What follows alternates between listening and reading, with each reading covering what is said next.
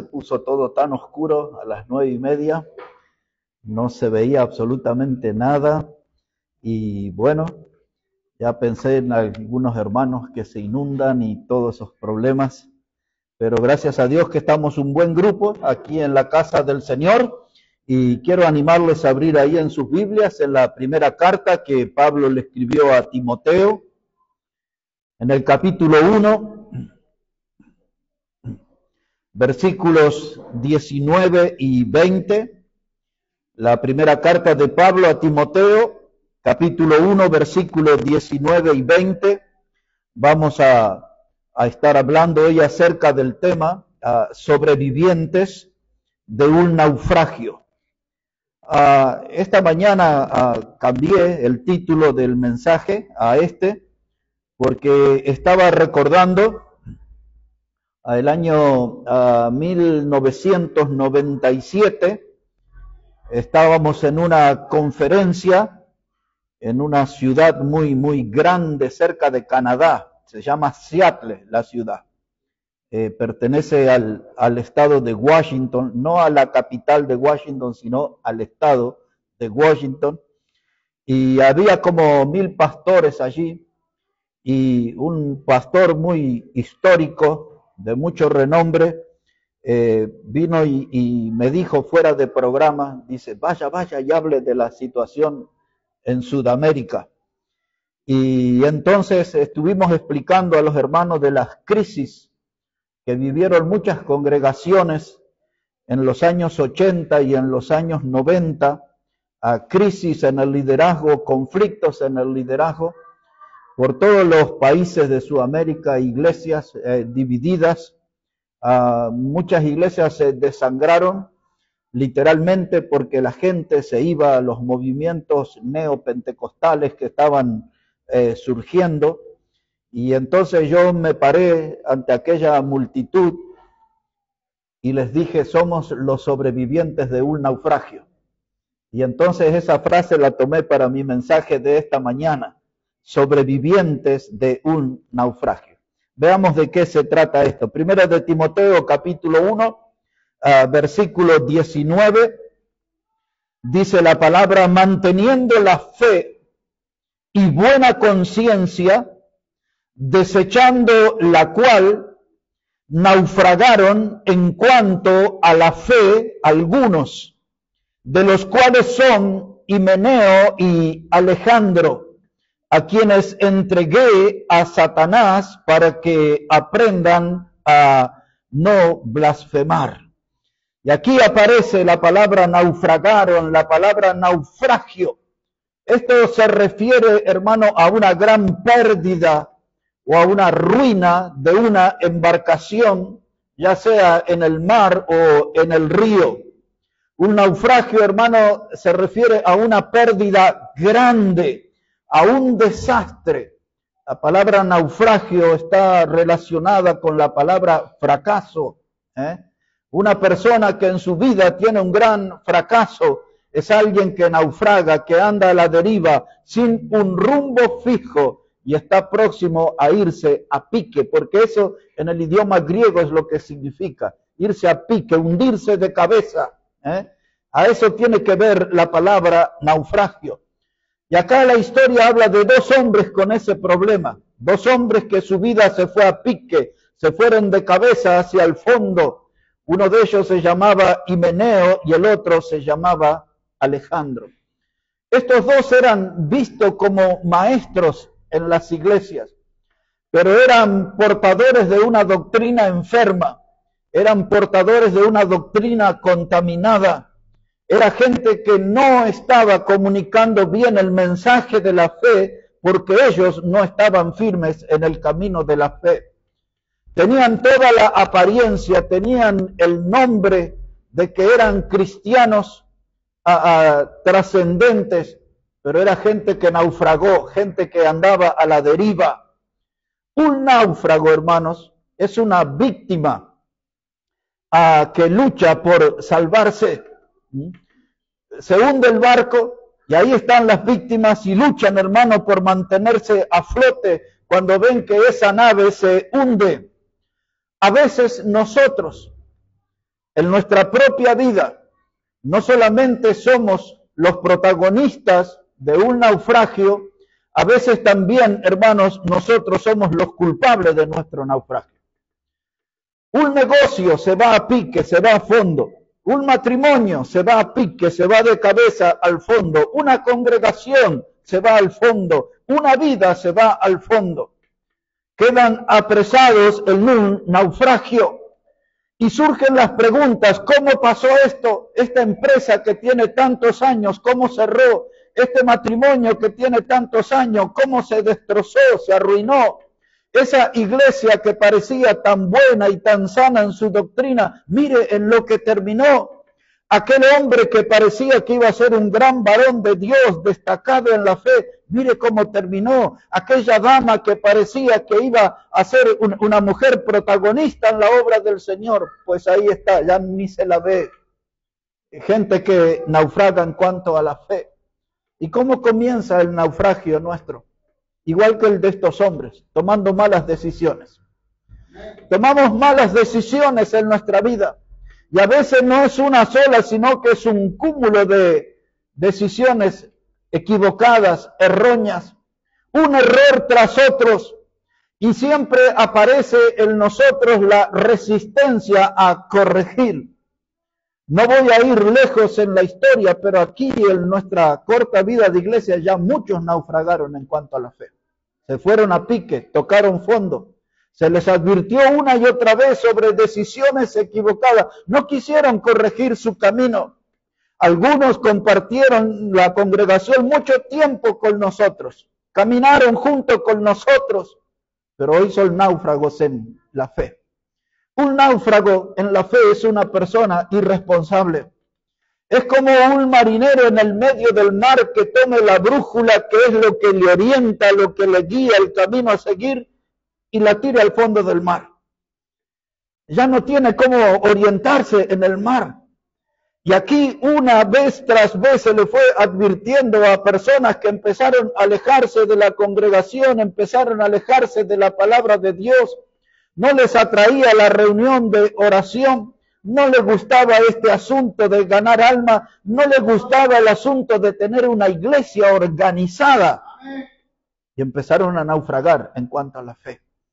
Y no fue la cabeza del hogar, fue la esposa, y luego los hijos pagan las consecuencias, pero se les animó a corregir en el camino, pero no lo hicieron. Y a estos hombres les pasó esto.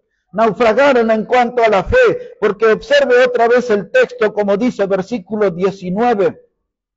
Dice, manteniendo la fe y buena conciencia, desechando. Esta gente no tomó en cuenta la fe. Ya un momento de su vida, ya no fueron guiadas por la fe, la desecharon, la hicieron a un costado, no le dieron el valor que hay que darle a la fe, a la palabra de Dios. Y sintieron su conciencia que les acusaba, sintieron hablar a su conciencia que les indicaba que lo que estaban haciendo estaba mal, que las decisiones que tomaban no estaban de acuerdo a la voluntad de Dios. Pero cuando empezó el naufragio, es porque ya no querían corregir el camino. Y esta historia se repite. Una de las historias que nosotros conocemos es acerca del Titanic. Lo que hemos cantado aquí en esta mañana, el himno 307. Ya lo hemos enseñado cuando el Titanic se hundía, la orquesta tocaba ese himno, el 307, más cerca de ti, oh Dios. Ya sabían que iban a morir todos esos. El barco se iba al fondo del mar, el transatlántico se iba al fondo del mar y cantaban ese himno porque era lo que les esperaba, iban a estar cerca de Dios ya. La orquesta sonaba, pero el barco se hundió, su capitán era de apellido Smith. A él 6 veces le advirtieron de otras embarcaciones la presencia de iceberg. Iceberg, hermanos, eran como enormes templos de hielo, témpanos. Se cree que el iceberg que chocó al Titanic sobresalía del agua como 300 metros hacia arriba. Y el hombre fue advertido una vez, otra vez, por un barco, por otro barco. No hizo caso, hermano, a las advertencias y se fue al fondo del mar. Así nos pasa en la vida cristiana. Y así le pasó a estos hombres de nuestra historia aquí, Himeneo y Alejandro. Ellos hicieron un abandono de la fe. Y en esta mañana se encienden las alarmas para nuestra vida. Porque ¿en qué punto está nuestra fe? ¿A qué distancia estamos de nuestra fe? ¿Nos estamos alejando de la fe o estamos militando con firmeza en la fe? ¿Es la fe lo que moviliza nuestra vida? ¿Es la fe lo que nos mantiene activos, lo que nos mantiene vivos? ¿O como estos hombres, hemos empezado a hacer un abandono lento de la fe? Y a veces, hermanos, el diablo trabaja, porque el diablo le gusta ver el fracaso en la militancia de los hijos de Dios. Somos militantes en la fe, pero a veces el fracaso, hermanos, se nos cruza en el camino y el pecado, hermanos, apareció en la vida de estos hombres y el pecado puede aparecer en nuestra propia vida y nos hace naufragar en cuanto a la fe. Andamos a la deriva, andamos sin rumbo, sin una decisión fija. El aguijón de la conciencia les tocó a estos hombres, pero no hicieron caso. ¿Y cuántas prédicas, hermano, usted escuchó y Dios le habló? Y usted sabe que Dios le habló. Y usted salió de este lugar seguro, ese mensaje era para mí. Hay algo en ese mensaje que me tocó. Hay algo en ese mensaje que puso en evidencia que esto que estoy haciendo no está bien. Pero sentimos los pinchazos del aguijón y decimos, ya va a pasar. Y seguimos, y seguimos, y seguimos hasta que somos presa de un naufragio. Nuestra vida se empieza a hundir, nos vamos al fondo, porque no hemos aceptado lo que la palabra de Dios nos dijo. El oído nuestro, hermano, se vuelve insensible. El pecado comienza a dominarnos, le empezamos a encontrar el gusto a ciertas clases de pecado. Y nuestro oído se empieza a volver insensible. Y hasta llega un momento que aún viniendo a la casa de Dios no percibimos la verdad de Dios. No vemos la verdad, no nos llega la verdad. Y a veces, hermanos, nos preguntamos, ¿por qué la prédica no me toca? ¿Por qué la prédica no me llega? Y es porque tenemos un oído insensible. Ya hemos naufragado, ya hemos perdido el rumbo. Quizás oyó alguna vez de la palabra zozobra. Esa palabra se usa para un barco cuando da vuelta. Un viento, una tormenta, algo. Un oleaje furioso da vuelta al barco, dice, está en zozobra. Y a veces nuestra vida está así también, en zozobra. Solo que cuando se refiere a una persona, la palabra zozobra habla de aflicción. Y a veces estamos afligidos. Uno de los síntomas de que estamos naufragando es cuando estamos aburridos en la iglesia. Y sacamos el caramelo y nos peinamos y miramos el celular y miramos la Biblia y pasamos, no estamos escuchando la palabra, no estamos alabando. Empezamos a distraernos. Esos son síntomas de que mi vida empieza a naufragar, que mi alma no está recibiendo lo que Dios tiene para mí. Y después, hermano, nos empieza a dominar una tristeza. Y decimos, qué raro esto que me pasa, ¿qué será? Pero esa tristeza empieza a crecer en nuestra vida. Esa tristeza empieza a ir en aumento. Y empezamos en un estado de congoja, de angustia. Y un día estamos tan mal y ya no vemos su cara. Y empezamos a deducir, aquí estamos frente a alguien que naufragó en la fe. Estos dos hombres que menciona la historia aquí, Himeneo y Alejandro, dice en el verso 20, en la parte final, dice Pablo, a quienes entregué a Satanás para que aprendan a no blasfemar. Estos hombres no solo que naufragaron en cuanto a la fe, ya no tenían un oído sensible, ya no tenían un corazón abierto a la palabra de Dios, abandonaron la fe, traicionaron la fe, se pasaron a las filas del enemigo. Y eso, hermano, a veces la gente no se da cuenta que las cosas que hacemos honran al enemigo y no a Dios. Nuestros actos, nuestra conducta, y a veces caemos en este pecado que la Biblia le llama blasfemia. La palabra blasfemia tiene muchas definiciones. Por ejemplo, incluye maldición. Yo escucho a algunos de esos predicadores famosos que maldicen a otros predicadores. Usan palabras blasfemas. La palabra blasfemia tiene que ver con groserías, Parece que eso se volvió una moda creciente porque hay muchos predicadores hoy que usan malas palabras en sus discursos. Yo sé que muchos de ellos no son bautistas, pero eso no los libra del pecado. Usan groserías en sus expresiones, malas palabras, términos con dobles sentidos. Y estos hombres, Himeneo y Alejandro, cuando blasfemaron es porque usaron palabras que eran ofensivas a Dios. Ellos creían que era gracioso. Muchos predicadores de nuestro tiempo creen que son graciosos. Y hacen cosas en los púlpitos que Dios no aprueba. Uno de esos cantantes famosos que predica decía hace poco tiempo atrás que Jesús se había drogado. Así hablaba el hombre. Y luego hablaba de Pedro, dice, cuando Pedro dijo tal cosa, dice, porque estos estaban todos borrachitos. Y usan palabras así.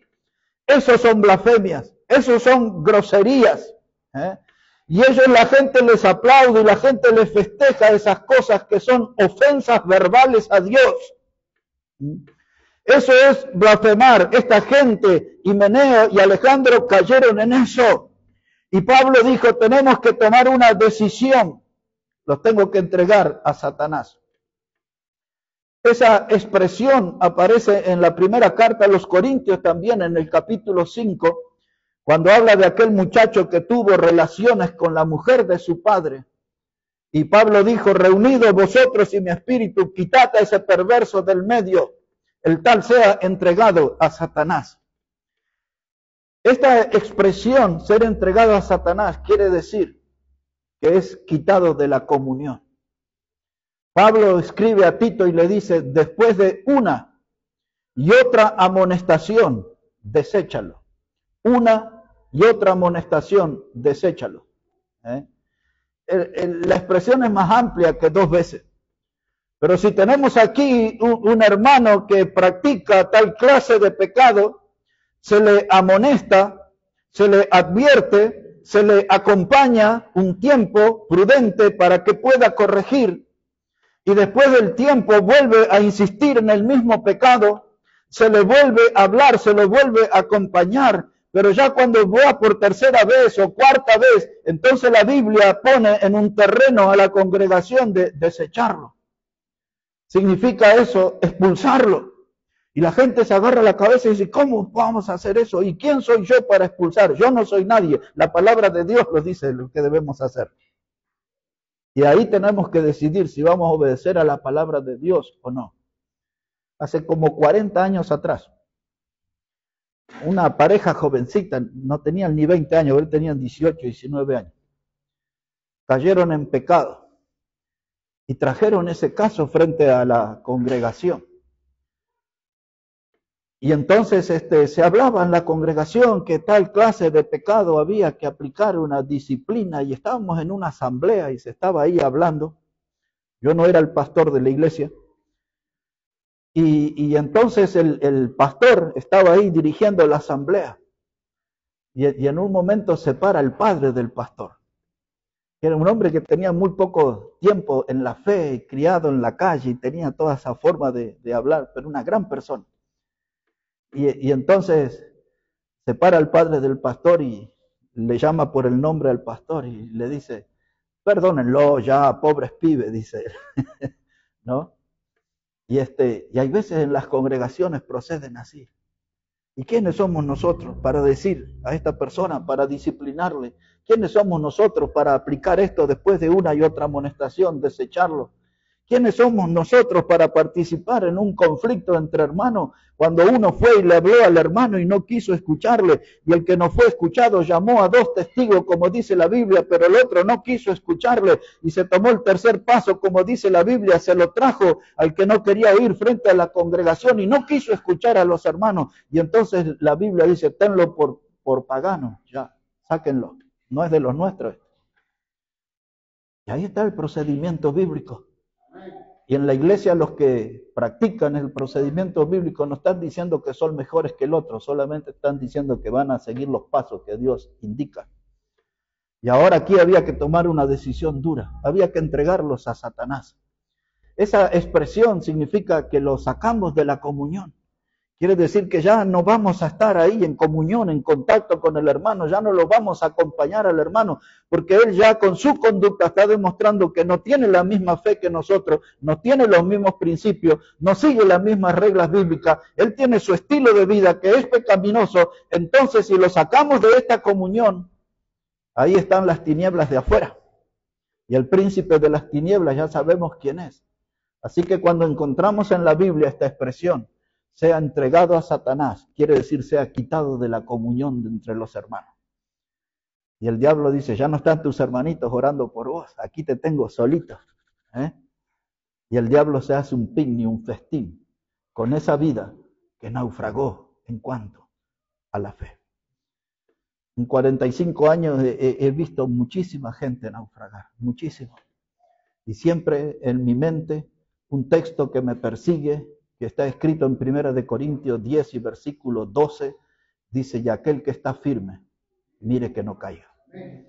Aquel que está firme, mire que no caiga.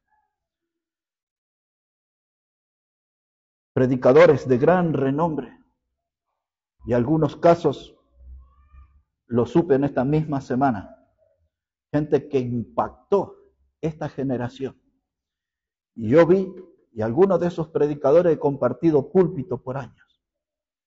Un motivo, otro motivo, diferentes motivos, les llevaron a naufragar en la fe. Y uno dice, ¿cómo puede ser ese predicador? Y todos los frutos y los logros que sabemos y le reconocemos y la trayectoria que tenía. Pero la Biblia advierte, aquel que está firme, mire que no caiga. Cualquiera de nosotros puede ser un náufrago en la fe. Aquí están estos hombres entregados a Satanás, desprotegidos, solitarios allí, enfrentados ellos con el diablo, fuera de la comunión. No solo hay casos de personas como ella, hay iglesias que naufragaron en cuanto a la fe. Algunas iglesias naufragaron por un tiempo y luego sobrevivieron como en un naufragio, se juntan unas tablas o un tanque, algo que flota, y alguien se aferra y se salvan del naufragio.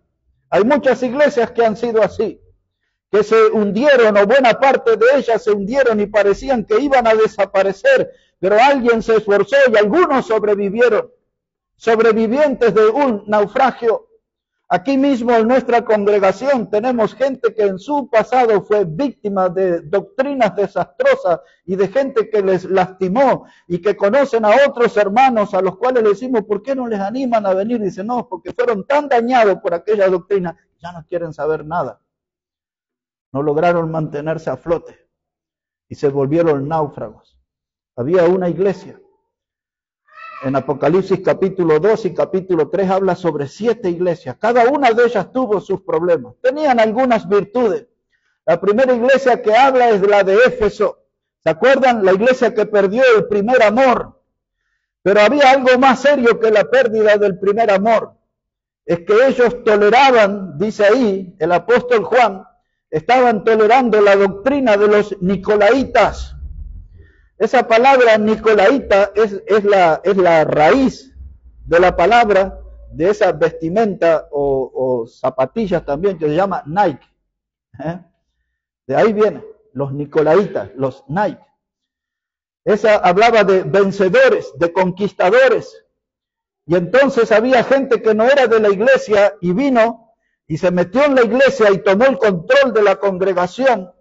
Usaron de un poder y dominaron la congregación, tuvieron victoria sobre la congregación. Y la congregación no pudo mantenerse a flote por un tiempo, fueron afectados. Pero allí había algunos hermanos que tenían muchas virtudes, que habían trabajado arduamente por la fe, pero luego de tantas batallas fueron vencidos y perdieron el primer amor. Y toleraron a los nicolaitas, y Dios le dijo, vuelve donde has caído y arrepiéntete, ya es la obra del principio, porque si no vendré a ti, quitaré tu candelero. Y una iglesia sin candelero, una iglesia sin luz, no tiene razón de ser ni de existir. Era una iglesia que estaba bajo amenaza, naufragaron, pero se mantuvieron a flote. Y luego habla de una iglesia de Pérgamo. Y esa iglesia de Pérgamo tenía otro problema serio. uno que habían matado al testigo fiel, un hombre que se llamaba Antipas, que era un gran predicador. Pero luego dice que ellos toleraban la doctrina de Balaam, que enseñó acerca de la idolatría, de venderse al enemigo y que le enseñó a fornicar al pueblo de Dios, a caer en esos pecados. Y adentro de la iglesia había algunos que seguían esa línea doctrinal de Balaam. Y esa iglesia naufragó, la pasó mal. Y luego en el capítulo 3 de Apocalipsis habla de una iglesia de Sardis, de aquellas que Dios le dice, ustedes tienen nombre de que están vivos, pero yo sé que están muertos, le dice el Señor.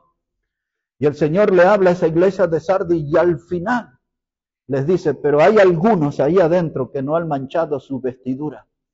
El naufragio no fue completo, pero casi se fue al fondo esa iglesia. Y luego la iglesia de la Odisea, ahí estaba la doctrina de la tibieza reinando y aquella iglesia cometió la torpeza de dejar a Dios afuera de la comunión. Y dice ahí el texto del Señor, yo estoy a la puerta y llamo. ¿Por qué está en la puerta si Él tiene que estar en el centro de la reunión? Pero aquellos hermanos se creían autosuficientes y llenaron la iglesia de un espíritu humanista y lo dejaron a Dios a un costado y naufragaron. Aun cuando lleguemos al cielo los vamos a identificar fácilmente a los tibios de la Odisea.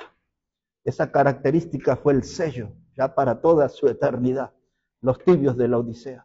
Y Pablo le escribió a la iglesia en Galacia. Esa iglesia no forma parte del capítulo 2 y 3 de Apocalipsis.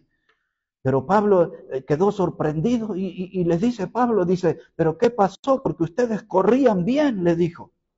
Y en el capítulo 3, verso 1, le dice, ¿quién os fascinó? Es decir, ¿quién los sedujo? ¿Quién los cautivó? ¿Quién los embrujó de alguna manera? Porque ustedes eran buena iglesia, tenían sana doctrina, eran una iglesia pujante, creciente, pero ¿quién los fascinó? Dice, y ahora cayeron de la gracia, dice. Hermanos, tengo más casos para citar, pero hay personas, hay iglesias y hay familias enteras que naufragan en cuanto a la fe y se van al fondo. Y la Biblia enciende las luces rojas de alerta, porque nosotros hoy somos sobrevivientes de un naufragio. Cualquiera de nosotros que agarre un mapa de las iglesias que nos rodean, aquí cerquita tenemos una que es Bautista Fundamental. Pero después a la redonda no vamos a encontrar iglesias fundamentales. Iglesias liberales, neopentecostales, centros familiares de no sé qué cosas. Agarre un mapa y fíjese. Pero nosotros no caímos en ese naufragio. Somos sobrevivientes. Estamos aquí, hermanos, todavía firmes, siguiendo de cerca la palabra de Dios. Pues nunca debemos despegarnos de ella. El diablo busca diferentes formas de mandar a pique, de cabeza, de hundir definitivamente una vida, una iglesia, una familia, una empresa. Observe un poquito el Evangelio de Lucas, el capítulo 8. El Evangelio de Lucas, el capítulo 8.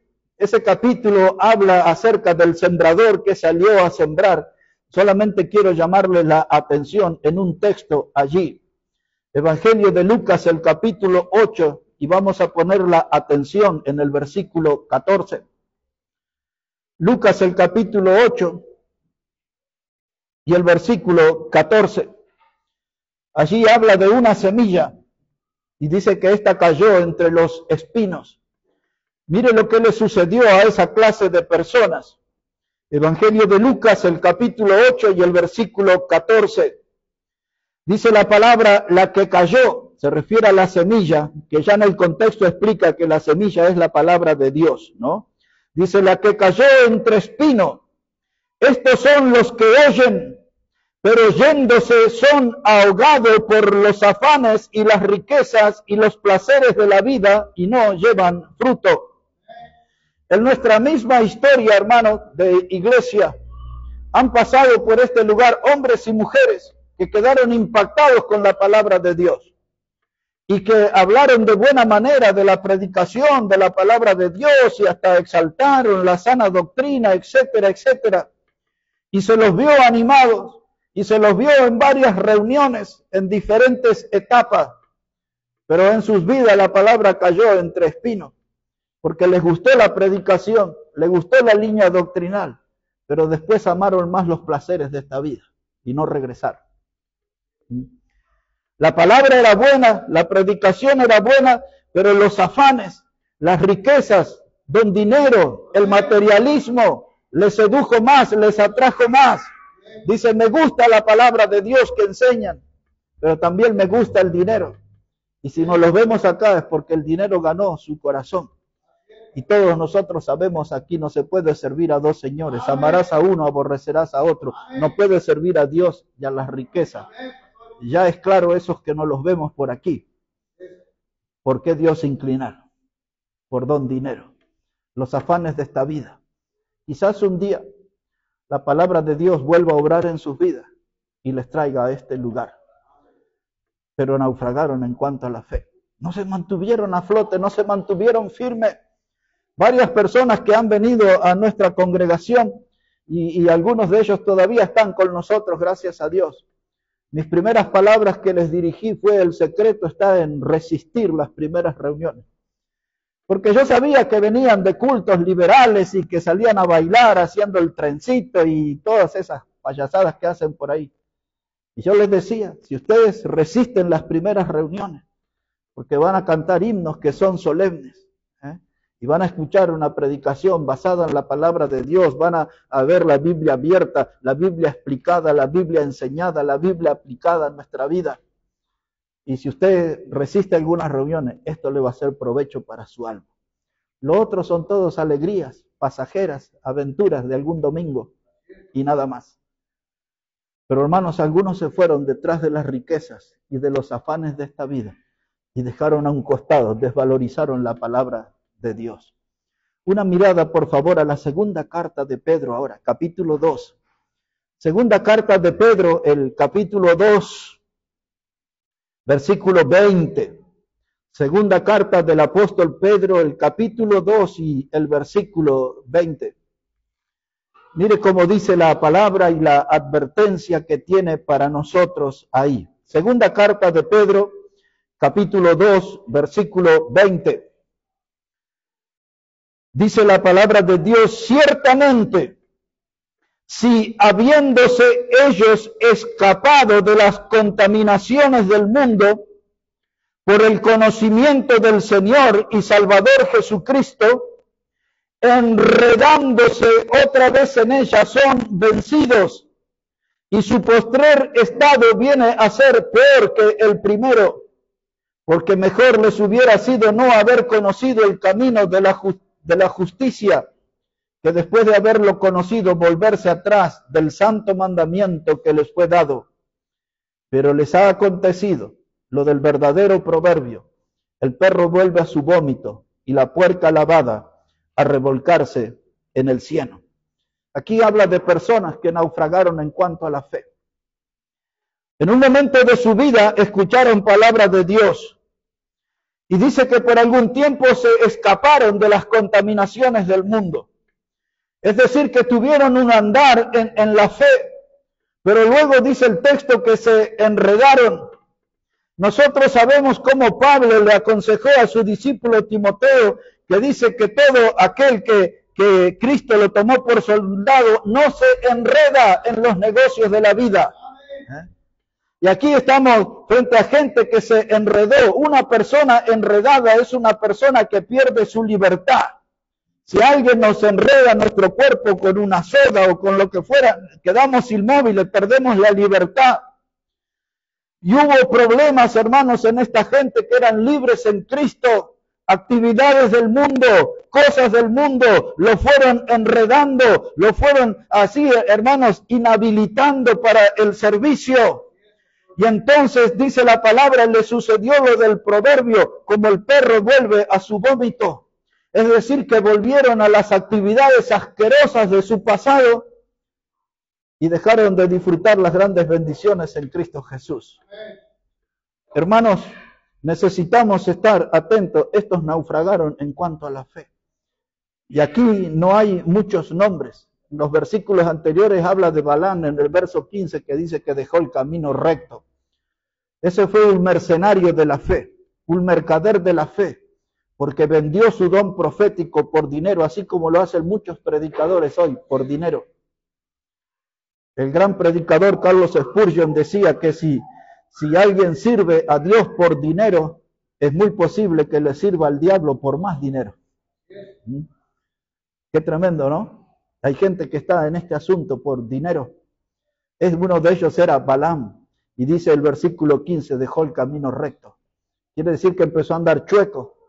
Empezó a aplicar la escritura a su conveniencia, como lo hizo Himeneo y Alejandro, los primeros dos hombres. Ellos hablaban de la escritura, pero la hablaban de una manera que era de provecho para ellos. Cubrían sus pecados con un mal manejo de la escritura. Y aquí está, hermano, gente, dice, mejor les hubiese sido no haber conocido el camino. La Biblia habla de alguien que su vida fue limpia y después cuando se aleja, hablaba el Señor Jesús, viene ahí 7 demonios más y se meten en la vida. En esa casa que parecía que estaba limpia. No hay que enredarse, no hay que naufragar, hay que mantenerse aferrado a la Escritura. Es lo que dice Pablo a los Filipenses en el capítulo 2, cuando dice que tenemos que nosotros estar aferrados a la palabra de vida.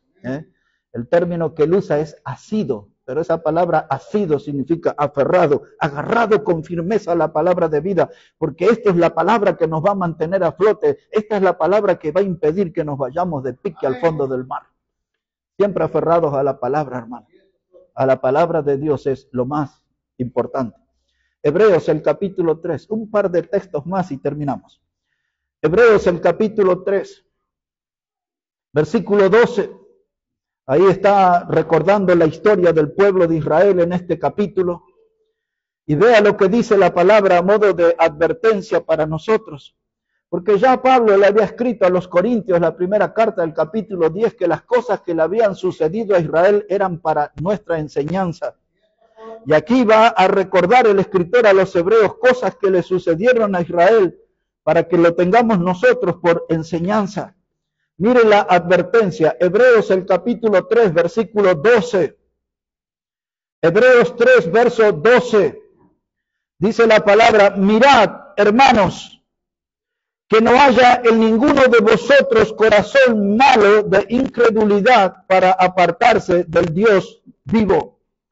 Antes exhortaos los unos a los otros cada día, entre tanto que se dice hoy, para que ninguno de vosotros se endurezca por el engaño del pecado, porque somos hechos participantes de Cristo con tal que retengamos firmes hasta el fin nuestra confianza del principio. En otras palabras, dice, retengamos firmes hasta el fin nuestra confianza del principio. ¿Qué quiere decir eso? No naufragar. Mantengámonos firmes, no nos vayamos a pique, no nos vayamos al fondo. En estos versículos, sin profundizar mucho, hay dos cosas que quedan a la vista que pueden llevar nuestra vida al fondo, o nuestra iglesia al fondo del mar. La primera cosa que se presenta aquí como un peligro está en el versículo 12, cuando dice, mirad hermanos, que no haya en ninguno de vosotros corazón malo de incredulidad para apartarse del Dios vivo. Un corazón incrédulo, un corazón que ya no cree, que ya no acepta la enseñanza de Dios, que ya le resbala la enseñanza de Dios, le da todo igual. Y entonces hay un corazón incrédulo. En las iglesias aún bautistas fundamentales está lleno de ateos moderados. ¿Qué es un ateo moderado? De gente que va allí, que dice que cree en Dios, pero con su estilo de vida demuestra que no creen en Dios. Es solamente de palabra, dice, soy creyente. Pero no tienen fe, no leen la Biblia, no oran, no invierten tiempo con el Señor, no dan testimonio de la fe en Cristo, son ateos moderados. Este es el problema aquí, un corazón de incredulidad. Y dice ahí la palabra que el que tiene un corazón dominado por la incredulidad se va a apartar del Dios vivo. Hermano, si Dios está vivo, yo tengo que estar donde está Dios. Yo tengo que estar en esa búsqueda continua del Dios vivo. Dice Pablo a Timoteo, dice, manda a los ricos de este mundo que no pongan su confianza en las riquezas que es perecedera, sino en el Dios que nos da todas las cosas en abundancia para que las disfrutemos. Yo tengo que andar en esa búsqueda del Dios vivo, el que me da todas las cosas para que yo disfrute, para que mi alma se regocije, Pablo 2 veces le dice a los filipenses, regocijaos en el Señor. Otra vez digo, regocijaos. ¿Por qué hay tanta tristeza en las congregaciones?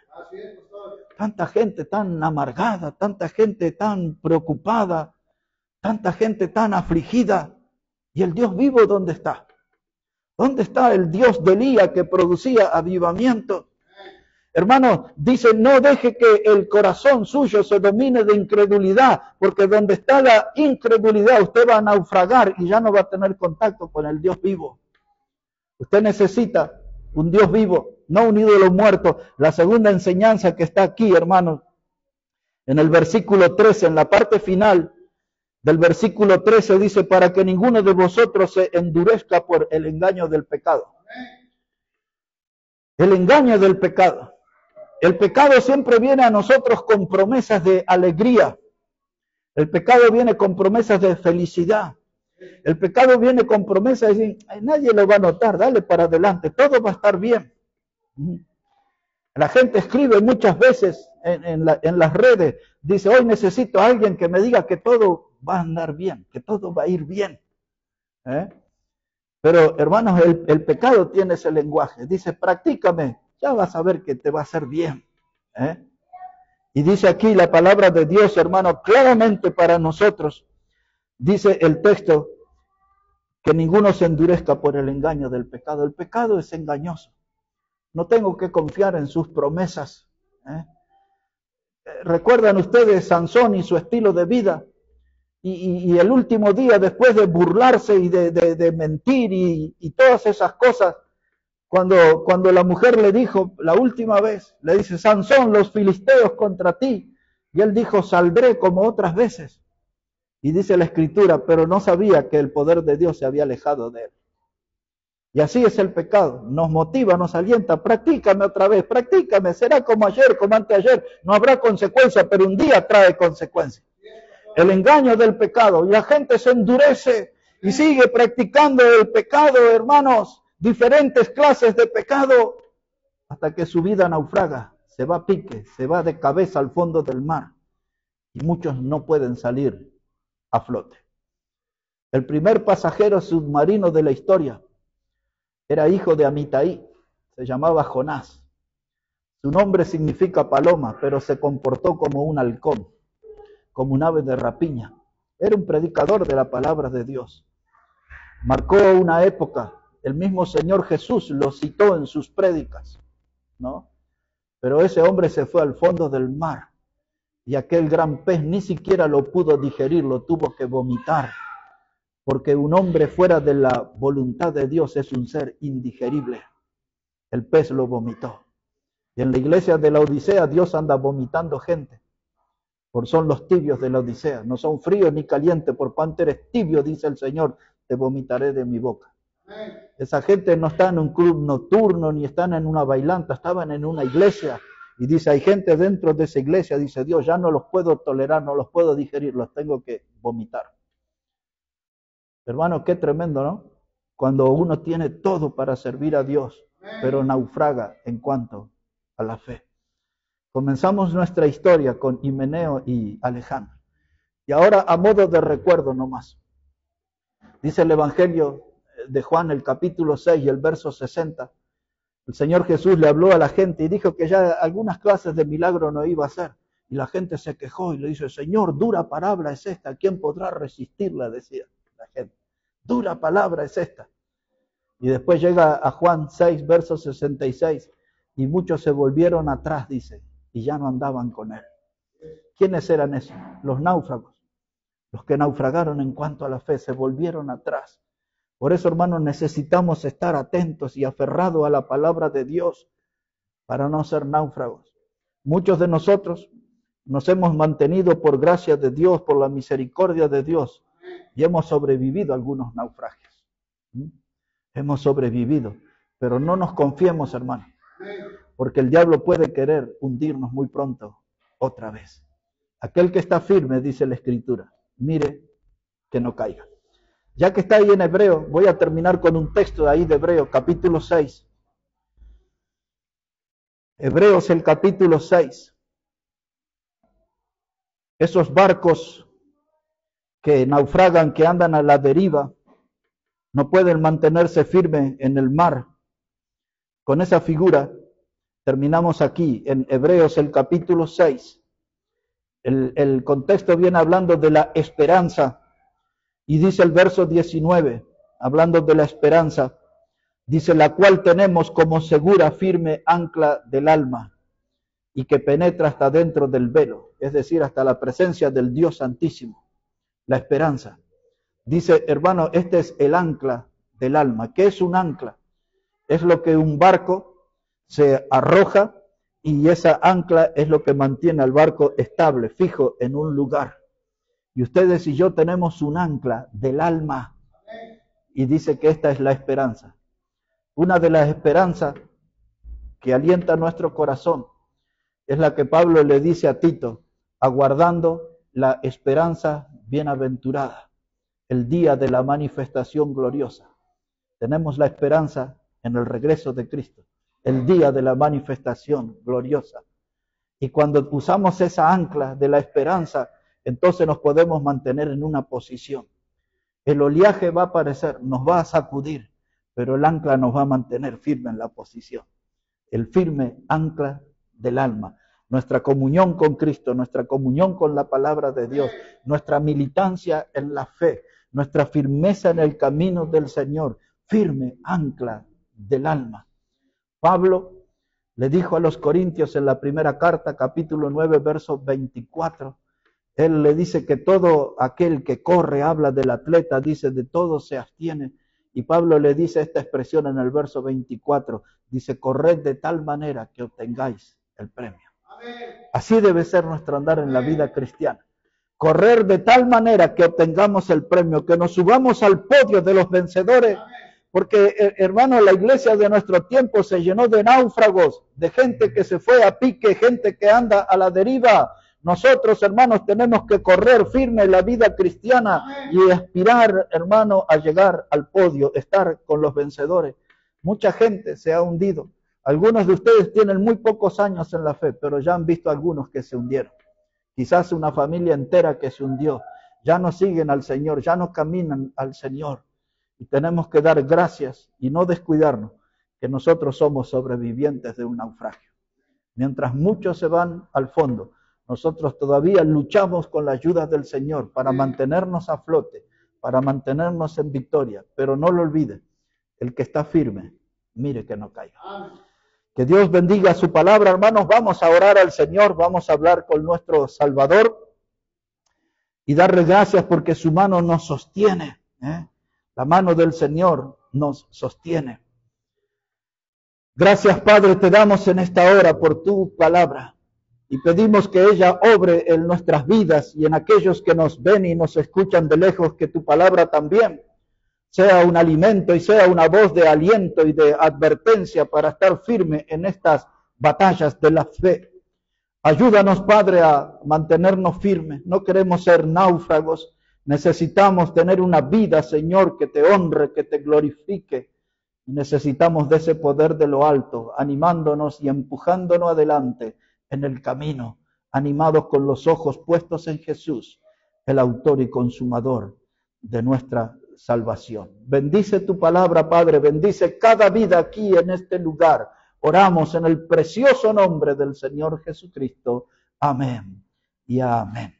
El Señor les bendiga, hermano, grandemente. Vamos a pedir a hermano Omar que venga aquí adelante para guiarnos en algunos himnos de honra a nuestro Señor.